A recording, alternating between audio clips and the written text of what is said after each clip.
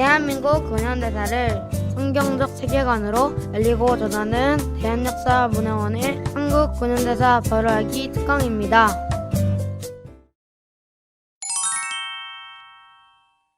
조선에 온 선교사 네 번째 이야기. 질병의 멍에를 끊어준 의료 선교사 이야기를 이어가 보겠습니다. 소주제를 이렇게 정해봤습니다. 객과 고아와 과부를 섬기라.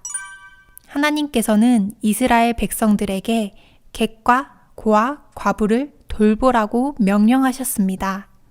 성경에서 말하는 객과 고아 그리고 과부는 소외되고 스스로 설 수 없어 도움이 필요한 모든 이들을 통틀어 이르는 말입니다. 그렇다면 조선의 객과 고아, 과부는 누구였을까요? 여인들, 천한 신분에 속한 이들, 병든 자, 그리고 장애인들, 이들이었을 것입니다.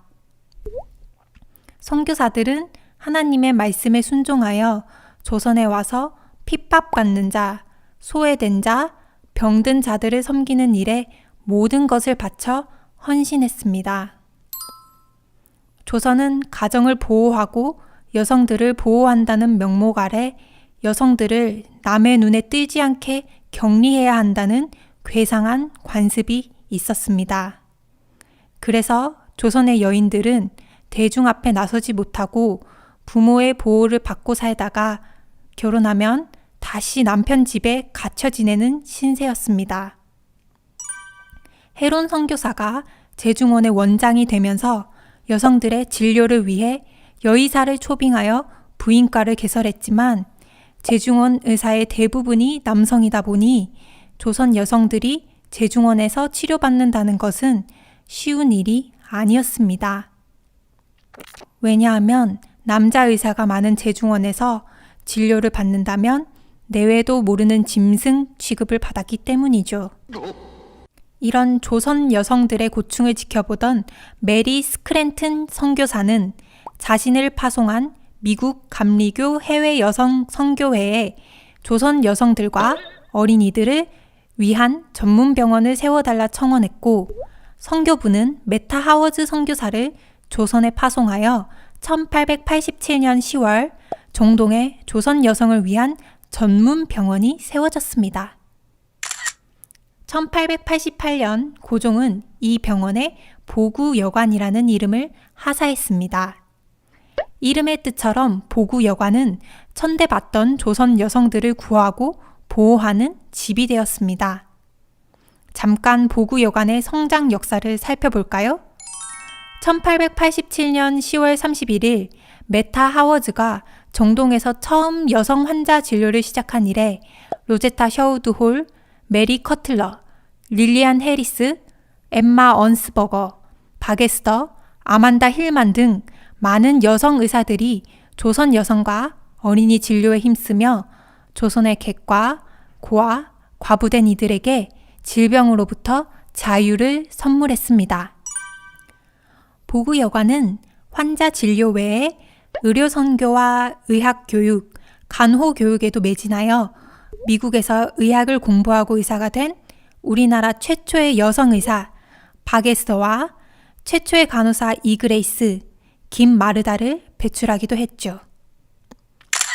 정동에서 시작된 보구여관은 1913년까지 진료실, 수술실, 약제실, 입원실을 갖추고 어엿한 병원의 기능을 수행하였습니다. 1892년 동대문에 보구여관의 분원인 볼드윈 진료소가 설립되었고 1912년 이 자리에 동대문 부인병원이라고 불리던 릴리안 해리스 기념병원을 신축하여 1913년에 보구여관과 완전히 통합하였습니다. 동대문 부인병원은 해방 이후 이화여자대학교 의과대학 부속 병원이 되었고 2008년 이대 목동병원과 통합되었습니다. 다시 보구여관의 시작으로 돌아가서 이야기를 해볼까요? 메타 하워즈 선교사는 보구여관에서 수많은 조선 여성과 어린이를 치료했습니다. 그렇게 밤낮을 가리지 않고 환자를 돌보던 메타 하워즈 선교사는 1889년 건강이 악화되어 조선을 떠나지 않을 수 없었습니다. 그리고 그 뒤를 이은 보구 여관의 여의사가 로제타 셔우드 홀 선교사입니다. 1890년 10월 13일 제물포에 로제타 셔우드 선교사가 도착했을 때 그녀는 아직 홀이라는 성을 쓰지 않을 때였습니다. 홀은 결혼 후 가지게 된 성이죠. 그녀는 미국 감리교 해외 여성 선교회의 파송을 받은 의료 선교사였습니다. 로제타 셔우드 선교사는 서울에 도착한 다음 날인 10월 14일 바로 첫 진료를 시작했습니다. 로제타 셔우드 선교사는 진료를 시작하고 3년 동안 1,400가지나 되는 질병을 치료했다고 합니다. 그녀에게 치료받으러 오는 환자의 대부분은 신분이 낮은 여인과 아이들이었습니다. 신분이 높은 여인들은 대낮에 거리를 돌아다닐 수 없었기 때문이라고 하네요. 그래서 로제타 선교사는 직접 왕진을 다니며 그녀들을 치료했고 밤에도 병원을 열어 모든 신분의 여성들이 치료받으러 올 수 있도록 해주었습니다. 로제타 선교사의 사역 초반에 아주 유명한 일화가 있습니다. 어느 날 화상으로 손가락 3개가 손바닥에 붙은 16살 소녀가 찾아왔습니다. 로제타 셔우드 선교사는 손가락을 분리하는 수술을 성공적으로 마치고 그 소녀의 보기 싫은 흉터를 가리기 위해 피부 이식 수술을 해야 했습니다. 환자의 몸에서 피부를 떼어내야 하지만 소녀는 이해하지 못했고 로제타 셔우드 선교사는 자신의 피부를 떼어 소녀의 피부에 이식해 주었습니다. 선교사의 그 놀라운 행동을 본 주변 사람들까지 기꺼이 자신의 피부를 내주어 이 소녀는 무사히 치료를 받았고 태어나게 되었지요. 그리고 얼마 후 비가 몹시 많이 내리던 밤, 한 남성이 보구 여관에 찾아와 부인을 위해 약을 지어달라고 요청했습니다. 알고 보니 부인은 아주 위독한 상태였던 것이죠. 로제타 선교사는 즉시 그의 집으로 가려고 일어섰습니다. 남자는 놀랐습니다. 비가 이렇게 많이 내리는 밤에 로제타 선교사가 자기 집으로 함께 가줄 것이라고는 상상도 못했기 때문이죠. 그때 병원 일을 돌봐주던 남자 직원 귀수가 이렇게 말했습니다. 조선 여인에게 자신의 피부까지 떼어준 의사인데 이 정도 비 때문에 왕진을 안 가겠는가? 라고 말입니다. 로제타 셔우드 선교사는 하나님의 부르심에 순종하여 의술을 통해 조선 여성을 구하고 돌보는 일에 모든 것을 바친 하나님의 신실한 종이었습니다. 그녀는 이화학당의 학생 중 2명을 진료를 돕도록 훈련시켰습니다. 한 아이는 일본 소녀 오아카, 한 아이는 조선 아이 점동이었습니다. 로제타 선교사는 이 2 소녀를 자기 일만 돕게 하려고 훈련한 것이 아니었습니다.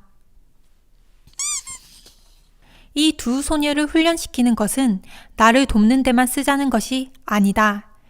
그들의 시야를 넓혀 장래에 쓸모 있는 사람이 될 수 있도록 하는 것이다.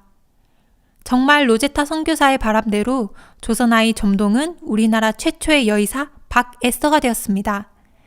점동은 세례를 받고 에스더라는 이름을 받게 됩니다. 에스더는 조선의 풍습에 따라 일찍 결혼하고도 로제타 홀 선교사와 함께하며 사역을 도왔습니다.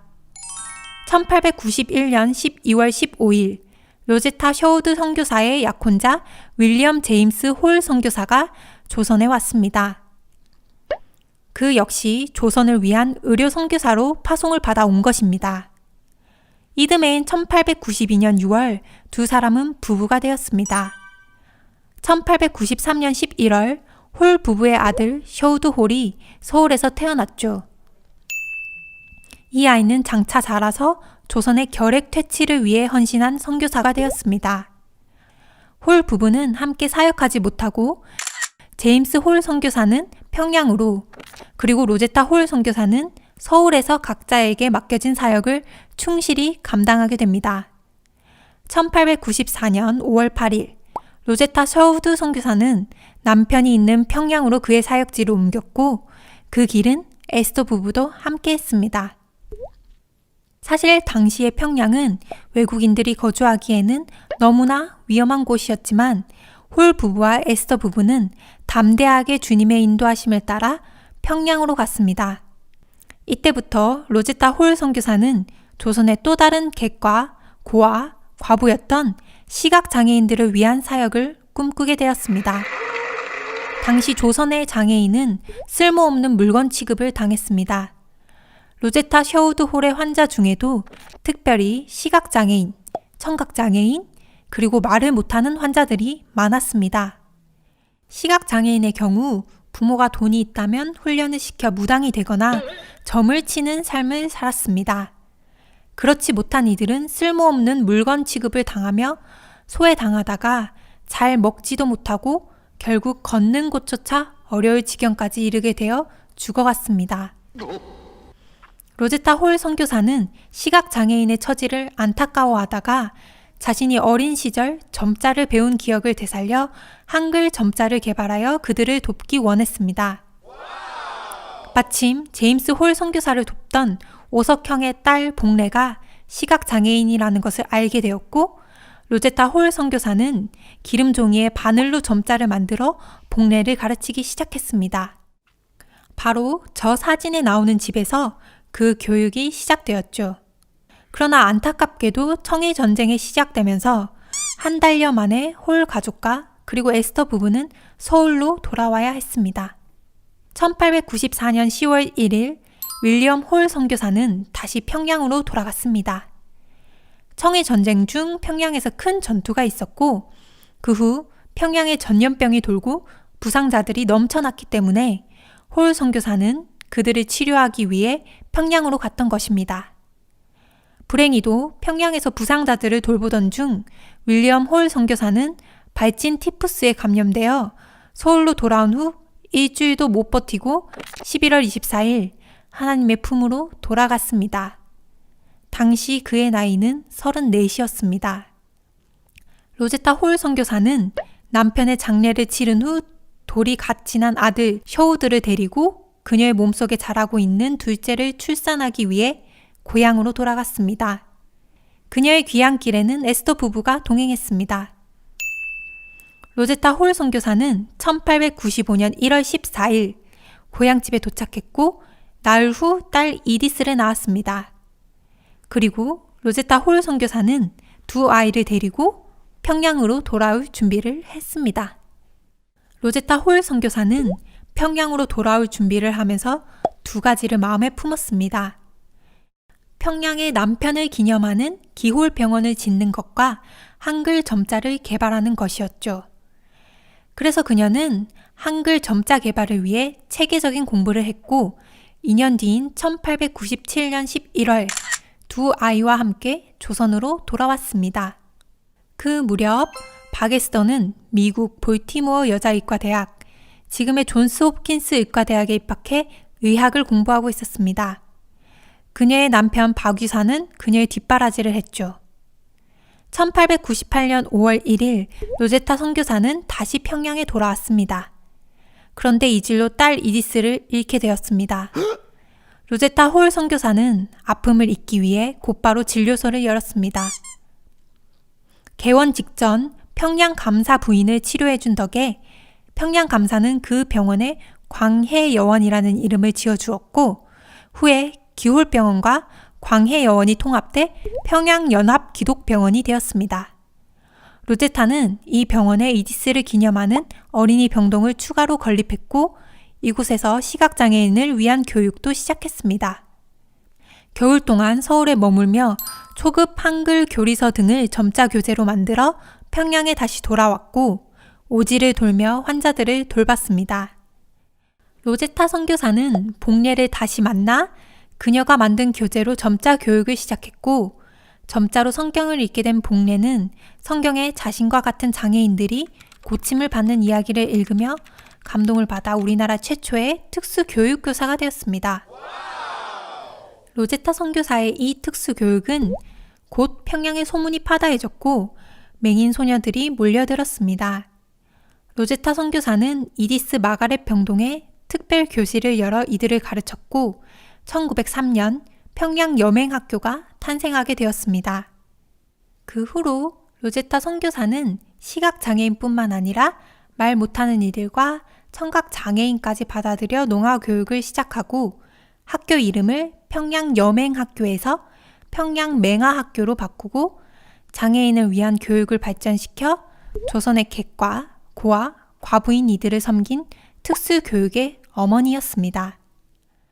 로제타 선교사는 여의사를 양성하기 위해 1912년 광해여원 안에 실습을 병행하며 의학 강습반을 열었습니다.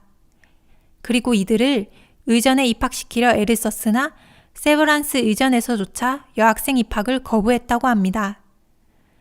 로제타 선교사는 여자 의학 전문학교를 만들기로 하고 한국인 의사들을 설득했습니다. 그리하여 1928년 조선 여자의학 전문학교 창립을 발기한 것입니다.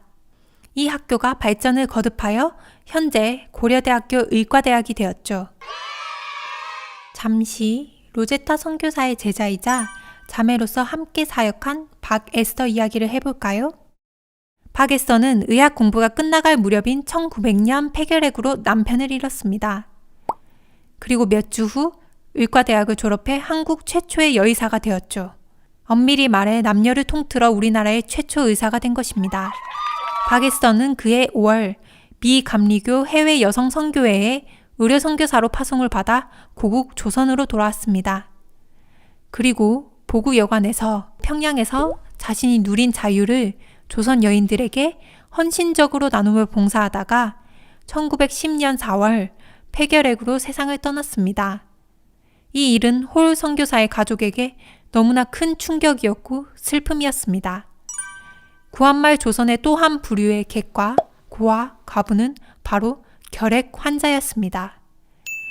구한말 당시 5명 중 1명이 결핵에 걸렸다고 합니다.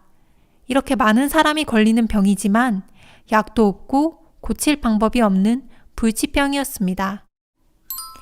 그래서 결핵에 걸리면 내가 벌을 받아 이 병에 걸렸구나 라고 두려워하며 무속의 힘을 빌려 결핵에서 벗어나려 하거나 체념하고 삶을 포기하는 경우가 많았습니다.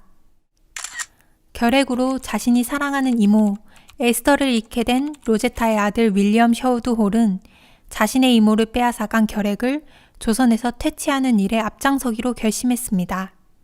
반드시 폐결핵 전문의가 되어 조선에 돌아올 것과 결핵 요양원을 세우기로 결심한 것입니다. 그러나 그는 이 모든 일이 자신의 의지가 아닌 하나님의 인도하심이라는 것을 알고 있었습니다. 윌리엄 셔우드 홀은 서울에 태어나 평양에서 교육을 받고 미국으로 가 대학 과정을 공부했습니다. 그리고 캐나다로 가서 토론토 의과대학을 졸업하고 다시 미국으로 가서 뉴욕 롱아일랜드의 홀츠빌 서퍼크 결핵요양소에서 결핵을 전공한 후 1925년 8월 미국 감리회 의료선교사로 임용되어 1926년 4월 19일 아내 메리언 홀과 함께 조선으로 돌아왔습니다. 셔우드 홀과 메리언 홀 부부는 셔우드 홀의 오랜 소망대로 조선의 결핵 퇴치를 위해 1928년 황해도 해주에 결핵만을 치료하기 위한 해주 구세 요양병원을 세우고 조선 결핵 퇴치를 위해 그들의 젊음을 다 바쳤습니다. 이 결핵 요양원을 통해 절망에 빠져 살던 조선의 객과 고아, 과부였던 결핵 환자들에게 희망의 빛이 비치기 시작했죠.